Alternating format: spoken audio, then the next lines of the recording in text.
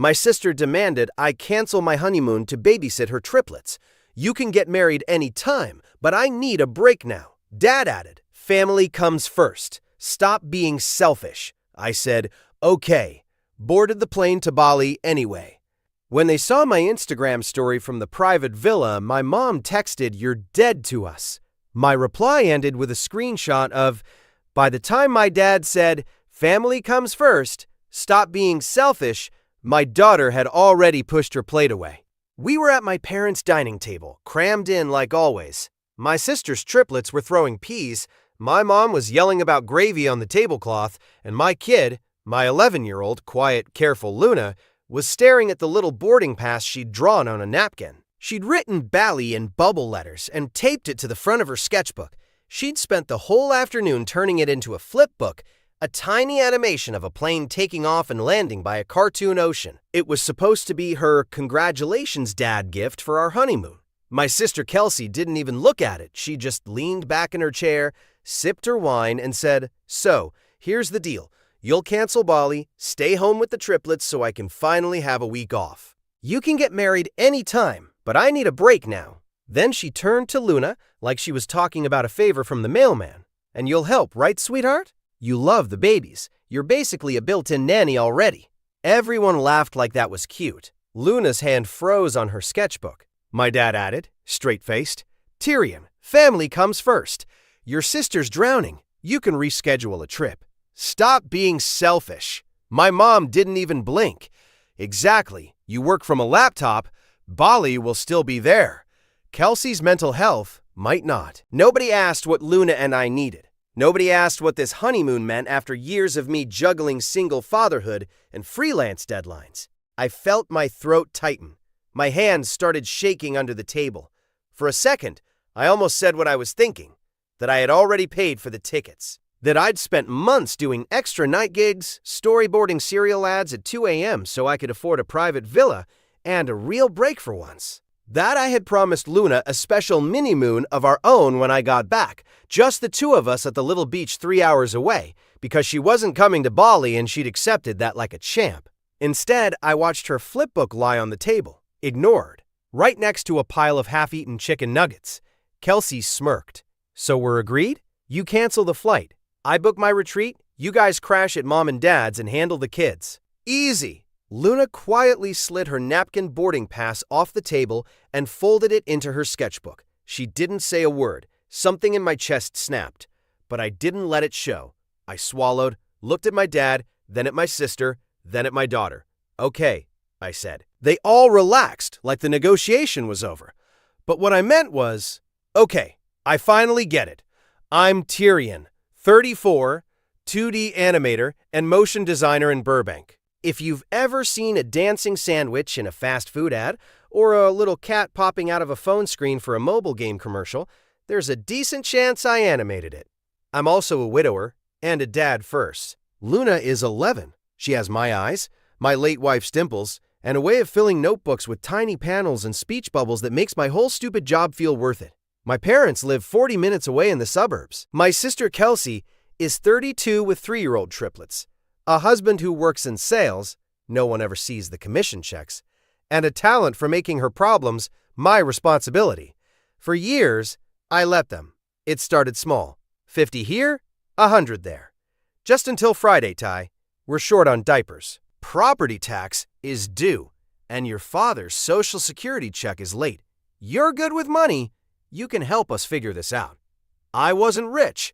I just had inconsistent feast or famine freelance income and the habit of saying yes. When I booked a steady studio contract last year, it got worse. Suddenly I became the one who made it. I covered my parents' overdue utility bills. I paid off a high-interest credit card they'd used for emergencies that somehow included a cruise. I lent Kelsey $5,000 for just a couple months when her husband's sales job went through a dry spell. 16 months later, she still hadn't brought it up. I set up a separate account labeled Family Support and put $1,000 into it every month. Some months, all of it went out. Some months more, my bank app was basically a revolving door. I told myself it was temporary. That once the babies were older, once my parents got their feet under them, once this, once that, things would even out. Meanwhile, the pattern with Luna was just as steady, just quieter. She got left out of group photos because she was in the bathroom or blinking. Her birthday party got combined with the triplets 1 year because my parents couldn't do 2 weekends. But somehow all the decorations were baby-themed, and her name was written in Sharpie on the back of their banner. At Christmas, my parents insisted all the grandkids open presents at their house for tradition, then handed Luna a slightly used sketchbook while the triplets got matching ride-on cars. "Sorry, sweetheart," my mom said. "We didn't know what you're into these days." Luna was literally wearing a hoodie that said, "Animation is life." I paid for family dinners. I paid for tires, for an emergency plumber when the pipe burst in my parents' kitchen, for Kelsey's just this once Instacart orders. I Venmo'd my parents $250 every month like clockwork for groceries, while Luna and I ate bean quesadillas the week before my invoices cleared. But I swallowed it. I kept thinking, if I just keep showing up, if I just keep helping, they'll see Luna. They'll treat her like they treat the triplets. We'll be real family. Instead, they treated me like the wallet and her like the add-on. The fuse had been burning for years. That night at my parents' table was just the first time they lit it in front of Luna. The honeymoon to Bali was a big deal. I hadn't planned on ever getting married again. Then I met Maya. She was a storyboard artist on a show I was animating for, dropped coffee on my Cintiq, and apologized with a post-it drawing of my character holding a mop. We started as co-workers, then late-night snack partners on deadline days, then something that made Luna quietly draw weddings in the margins of her math homework. When I proposed, it was in our tiny living room. Luna filmed it on my phone, trying not to sniffle too loudly behind the camera. We picked Bali because it felt like another world. Rice terraces, beaches, the opposite of my spinning deadline hamster wheel. It was 9 days. Just us. We'd saved for it for over a year, both taking extra gigs, both saying no to 1,000 small things. My parents knew all of this. They also knew I was paying for them to come to our small backyard wedding. I bought my mom's dress. I paid for a tent rental because my dad refused to sit in the sun like a stray dog. I covered the catering deposit up front so they wouldn't have to worry. A month before the wedding, Kelsey called in tears because the boys destroyed the TV and we literally can't afford a new one, and I'll lose my mind without background noise. I sent her $400. 2 weeks before the wedding, my parents' car broke down. I paid the mechanic directly because I know you guys will just put this on that awful card again. By the time we sat at that table, I had spent more on my family's comfort than on my actual wedding. And still, apparently, I was the selfish one. Kelsey's demand wasn't random either. She'd been pushing for months. "You're already going to Bali," she'd said back in March. "Why don't we come with the kids and you and Maya can help with them? The resorts all have kids clubs." When I said no, that it was our honeymoon, she sulked for a week. Then she tried again with a different angle. "Fine, you two go. I'll crash at Mom and Dad's, and you leave Luna here. She can help with the triplets. It'll be like a practice run for babysitting. Win-win." When I said no to that I had a plan for Luna, and I'd already booked her a week of art camp for when we got back, her smile turned sharp. "Must be nice to have that kind of money to throw around," she said. "Some of us don't get to drown our kid in privileges." So by the time she dropped the "cancel Bali so I can go on retreat" line at dinner, I knew exactly what this was. This wasn't about her being desperate. This was punishment. Punishment because I dared to say no to being free childcare. Punishment because I wouldn't turn my honeymoon into a family vacation. And the worst part wasn't that. It was that they were using Luna to do it. "Luna will be fine," my mom was saying that night, waving her hand. "She's so mature. She'll understand. You can take her to the beach some other time. But the babies are exhausting, Kelsey. She deserves this." It's not that they were asking for help. It's that in their version of family, Luna and I were always the ones who gave things up. Her art camp? A luxury. My honeymoon? Restulable. Their comfort? Non-negotiable. "Okay," I'd said. My voice sounded weird to my own ears. Too calm. Luna kept her eyes on her sketchbook. On the way home, she didn't speak until we hit the freeway. "Are we still going to the beach when you get back?" she asked softly. "Yeah," I said. "We are." She nodded, but I could see the doubt in her shoulders, the way she hunched down like she was already bracing for the disappointment. "They really need me to babysit, huh?" she said after a minute. "You really need to be a kid. I said. She stared out the window. They don't see me like the other cousins. I gripped the steering wheel so hard my fingers ached. I should have said it years ago, but that night was when the sentence finally formed in my head. I won't keep paying for a family my kid isn't part of. I didn't blow up. That would have been easy, cathartic even. I work in frames. Tiny changes, one after another, create motion. I approached this the same way, one frame at a time. The next morning, after I dropped Luna at school, I parked under a jacaranda tree, opened my banking app, and stared at the familiar lineup. AutoPay. Parents, $250/month. Groceries. AutoPay. Kelsey, $300/month. Diapers, bills. Shared savings. Family support, balance. $4,600. I took a screenshot for myself. Proof of how much I'd been doing. Proof for the days my brain tried to gaslight me into thinking I was exaggerating. Then I started. First, I canceled both autopays. The app asked, "Are you sure?" Twice, like it knew my family's ringtone. Yes, I was sure. Next, I renamed the shared savings account. For years it had been Family Support, a name that made it sound noble, communal, like we were all in this together. I changed it to Luna's Future. Then I moved the whole $4,600 into a new account only I could access. Then I added $400, the exact amount I'd given Kelsey for the TV. I set a new autopay, $500/month to Luna's savings. No more we'll see about art camp. No more maybe next year about braces and drawing tablets. I called the bank about the credit card my parents and Kelsey both had authorized user cards on for emergencies. I'd been paying that balance for 3 years. I want all additional cards disabled, I told the customer service rep. Immediately. New card issued to me only. She read back their names. I felt my stomach twist, but I didn't back down. Correct, I said. Just me. Finally, I opened the airline app. I pulled up our honeymoon booking. My heart stuttered as the little Bali itinerary loaded. LAX to Denpasar, hotel confirmation, the line with my own name. And then, one more line I'd almost forgotten about, 2 extra rooms, same villa, reserved but unpaid. I'd done that 6 months ago. A moment of weakness when my mom had said, "We could maybe join you for a few days if you find something with space for all of us." We've never been anywhere like that. I had pictured Luna with all her grandparents in Bali. Thought maybe that would fix something inside her and them. I didn't tell Maya. I just held the potential like a secret. Looking at it now, I felt stupid. I canceled the 2 extra rooms. The system processed, then confirmed. I took a screenshot of that screen too. One more step. I opened the Notes app and wrote a single line Maya and I had talked about in therapy, over and over. We're not canceling Bali. We're not changing our plans for people who don't respect our family. Just in case I needed to see it later. That afternoon, I picked Luna up from school and took her to the art store. We bought nicer markers than I'd ever let myself buy before. At the register, when she hesitated at a set of animation paper, I tossed that in too. "Is this for camp?"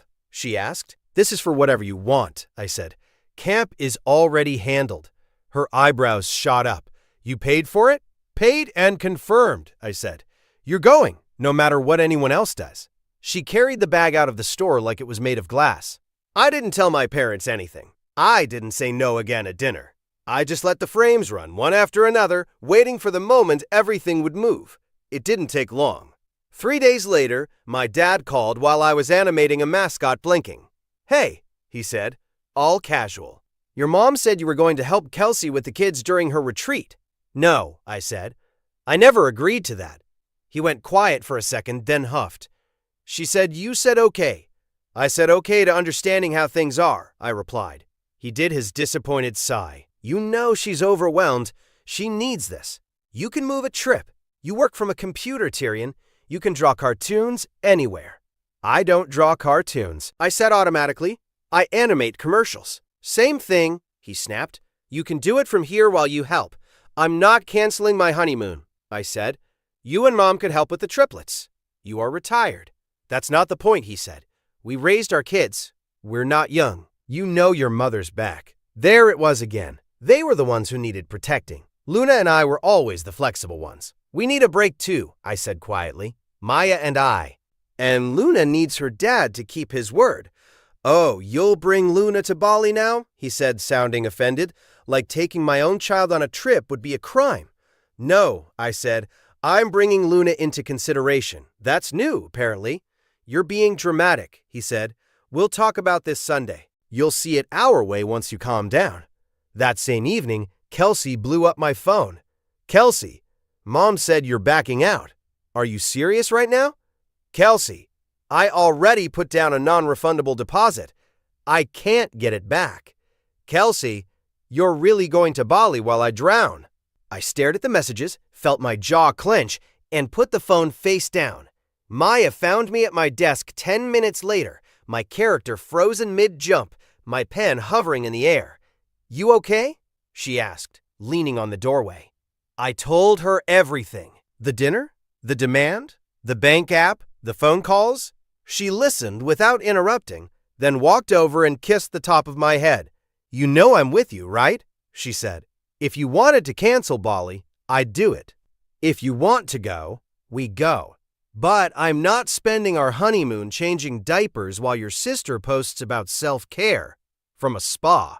I let out a laugh that sounded more like a cough. "What about my parents?" I asked. "They texted too." "Mom said I'm abandoning family," Maya shrugged. "They abandoned Luna the second they treated her like staff instead of a kid. You're just catching up." Later that night, when Luna was in bed, I opened Instagram and posted a countdown sticker on my story. 10 days to Bali. I added a little looping animation I'd drawn. A tiny plane flying across the screen dragging a banner that said, "Honeymoon." 5 minutes later, my mom replied to it. "Mom, are you seriously still going?" I didn't reply. I muted the family group chat. I focused on my frames. Our wedding was small and perfect. String lights in the backyard, paper lanterns. Maya's parents flew in and cried happy tears like every frame of my life had finally moved into place. My parents showed up late. My dad complained about the neighborhood parking. My mom, accidentally, sat 2 chairs away from Maya's mother like they could catch something from loving their kids without conditions. Kelsey arrived exhausted, triplets in tow, talking loudly about how overwhelmed she was. She hugged me just long enough to whisper, "We need to sit down and plan the babysitting schedule before you go." I pulled back, smiled for the photographer, and said, "We'll talk later." Later never came. They left right after cake, saying they needed to get the boys to bed. They didn't help clean up. They didn't ask Luna about the tiny stop-motion wedding video she'd made as a surprise. Maya's dad ended up crying over that instead. The next morning, I checked my bank app again. The auto-pays were still gone. The savings balance for Luna's future had already grown with my deposit. I took one more screenshot. Not for them, even if they never saw it, I needed to. The day we flew out, Kelsey tried one last time. "Kelsey, I'm dropping the kids at Mom's at 5. You'll be there, right?" Me, no. "Kelsey, are you insane?" Kelsey, "Tyrion, I can't go if you don't help." "Kelsey, I already paid. They'll charge me anyway." Me, "That's between you and the retreat." She called. I let it go to voicemail. Then she called Maya. Maya sent it to voicemail too. At the airport, waiting at the gate, my phone buzzed again. "Mom, your sister is sobbing. Do you understand what you're doing to this family?" I looked at Luna, curled up in a chair next to Maya, drawing a tiny airplane on a napkin. She caught my eye. "You're really going?" she asked. "Yeah," I said. "We're really going. And we're still doing the beach trip when you get back?" "Absolutely," I said. "Already booked the hotel. I'll show you when we get Wi-Fi." She nodded, satisfied, and went back to her drawing. I turned my phone on airplane mode not just because the sign told me to, because for once I wanted actual quiet. When the wheels left the ground, I felt something loosen in my chest I'd been carrying since I was a teenager. For 9 days, we were just us. Maya and I took turns reading scripts in the pool. I filmed geckos on the villa walls to use as reference later. We walked through rice terraces, held hands during sunsets that looked fake, laughed until our stomachs hurt about nothing. At night, we video called Luna. She showed us the flipbook she'd finished of our wedding. We showed her the infinity pool and the little stone frog fountain she'd asked about. I didn't check my messages until day 6. When I finally turned my phone off airplane mode, it almost vibrated itself off the table. Missed calls, voicemails, messages flooding in. First from Kelsey. Kelsey, I had to cancel my retreat. I lost everything. Kelsey, I hope your stupid trip is worth it. Then from my dad, Dad, this is beyond disrespectful. Dad, you made your sister look like a fool. Dad, we'll remember this next time you need something. I snorted at that. Then from my mom, the one that made my stomach drop even though I'd been expecting some version of it. Mom, you are dead to us. No punctuation. Just that. I stared at the screen for a long time. Maya watched my face. They finally said it? She asked quietly. Yeah, I said. I opened my banking app one more time. Auto pays? None. Savings? Luna's future. $5,100. I took one more screenshot. Then I opened the message thread with my mom. I typed slowly, thumb hovering over each word before I committed. Me? I'm not your backup bank or babysitter. I won't fund or sacrifice for a family my daughter isn't part of. Then I attached the screenshot. The confirmation screen, clear as day. No more payments, no more family support. Just Luna's name. I hit send. Then I muted the conversation and put the phone face down. Maya slid her hand into mine. What now? She asked. Now, I said, looking out at the moon over the pool. We enjoy our honeymoon, and when we get home, we build our own traditions. The fallout didn't stop when we landed. If anything, it got louder. We got home to a fridge full of meals from Maya's parents, a stack of mail, and 3 voicemails from unknown numbers that turned out to be my parents calling from friends' phones. I didn't listen. I just deleted. Kelsey posted a long rant on Facebook about selfish siblings who abandon family over a filtered photo of her boys in mismatched pajamas. My aunt forwarded it to me with a single line, "You don't owe anyone an apology." My dad sent an email with the subject line, "This is not over." I forwarded it straight to a folder I named Receipts and didn't reply. The only message that got an answer from me was from my cousin Danny. Danny, I heard what happened at dinner and with Bali. For what it's worth, every cousin is on your side. We're done watching them treat Luna like she doesn't count. I stared at that for a minute, then replied, "Me. Thanks. That means more than you know." A few days later, my parents showed up at my door. They didn't text first. They didn't call. They just appeared on my porch, my dad in his old golf jacket. My mom holding a Tupperware like this was any other visit. Luna was at the kitchen table working on homework. Maya was at the studio. It was just me. I opened the door but didn't step aside. "We need to talk," my dad said. My mom's eyes were already shiny. "You can't just cut us off like this, Tyrion. We're your parents."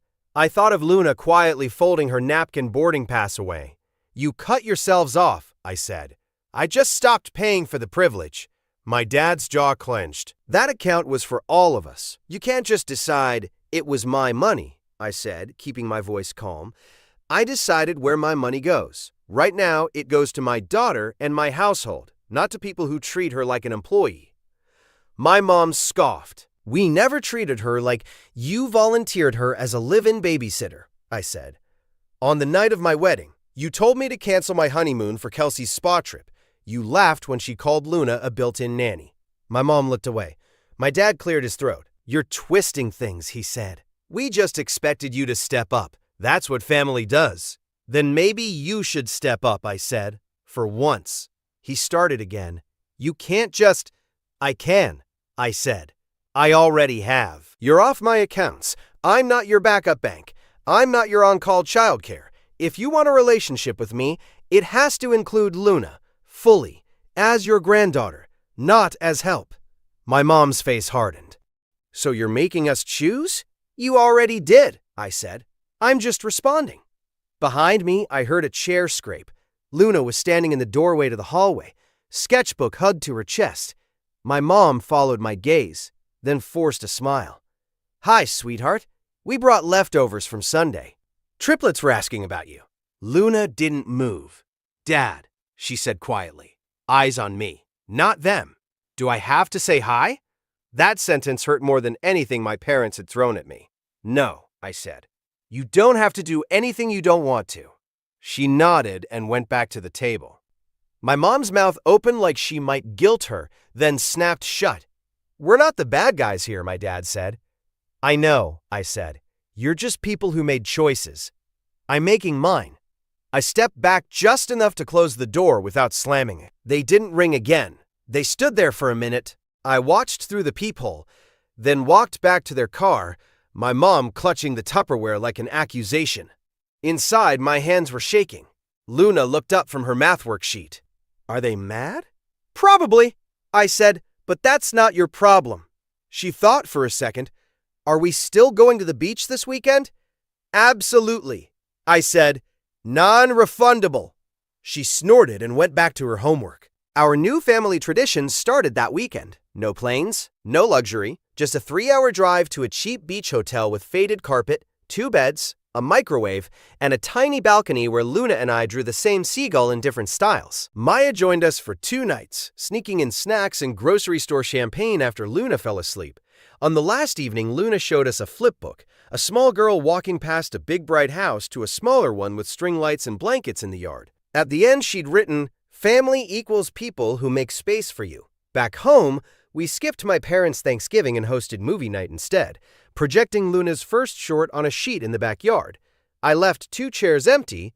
No one asked why. Later, I folded them and pushed them to the side of the garage. On our fridge, Luna taped her family page next to a printout from my banking app. Autopays, none. Savings Luna's future, growing. It wasn't revenge. It was a reminder. I was finally alive to myself and to the family that made room for my child.